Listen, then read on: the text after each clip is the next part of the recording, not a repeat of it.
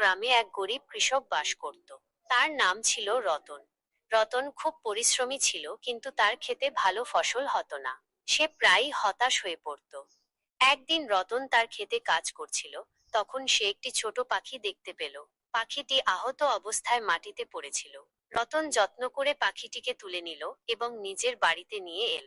সে পাখিটির সেবা করল এবং সুস্থ করে তুলল।